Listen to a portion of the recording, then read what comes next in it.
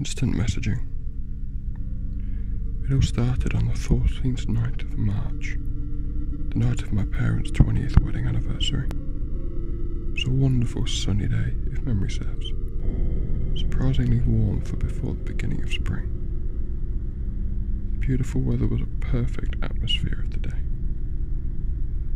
Being married for 20 years is obviously a momentous occasion, so my parents had booked a table at our favourite Italian restaurant. Of course, this was a formal occasion, so I had my best suit on. It was 5:33 and I was just straightening my tie when my phone went off. I'd received a message.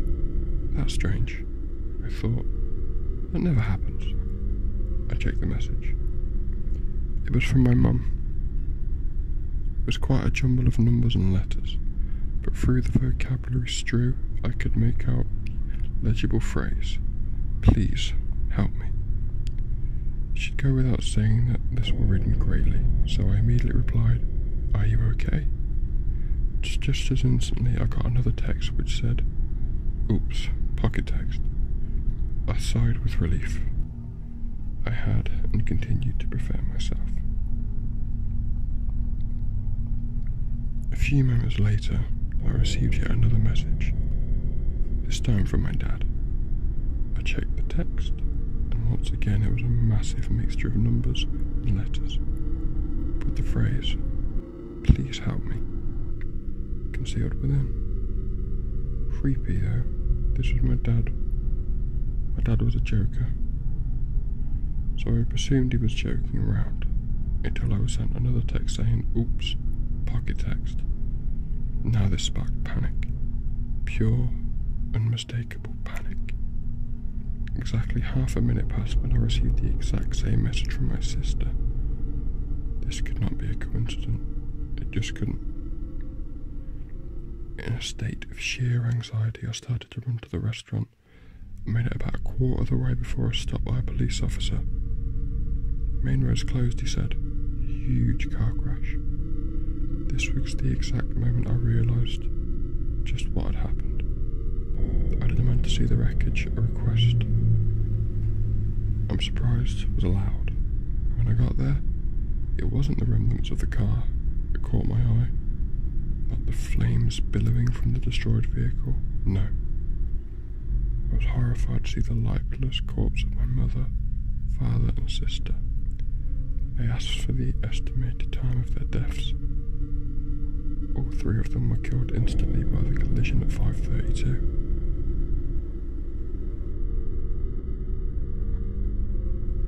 Seaweed. My grandmother grew up in the slums of Prohibition era Chicago.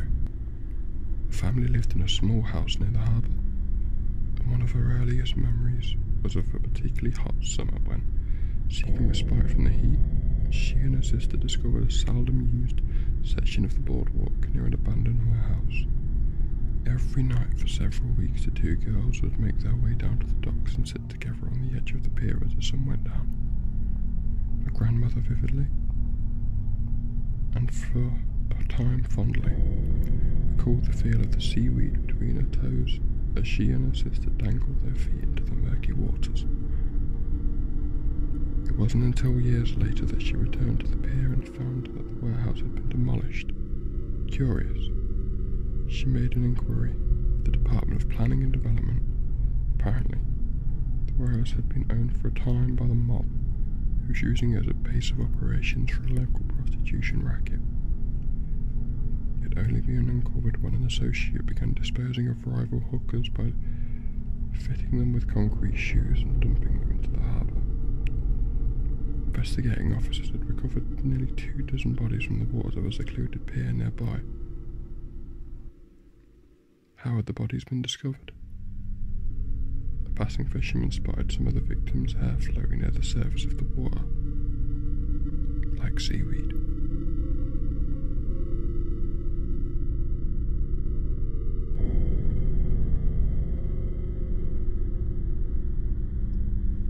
I sat on the bus.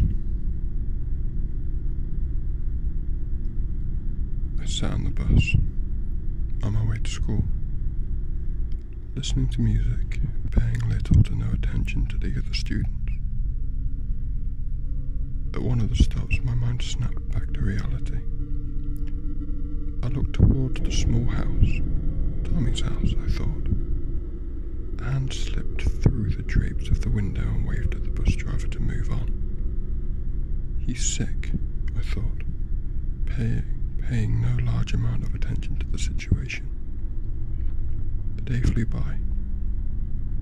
I watched the local news channel after school, and what I heard paralysed me. Tommy's entire family was murdered that day by an unknown suspect. After hearing this news, I moved back up to my room and quietly fell asleep. The next day, I sat on the bus. We drove past Tommy's house, and the bus driver, unaware of Tommy's family's fate, stopped at his home. As I was about to get up and explain to her what had happened, something caught my eye. A pale hand slipped through the drapes of the window and waved the bus driver to move on. I sat on the bus terrified.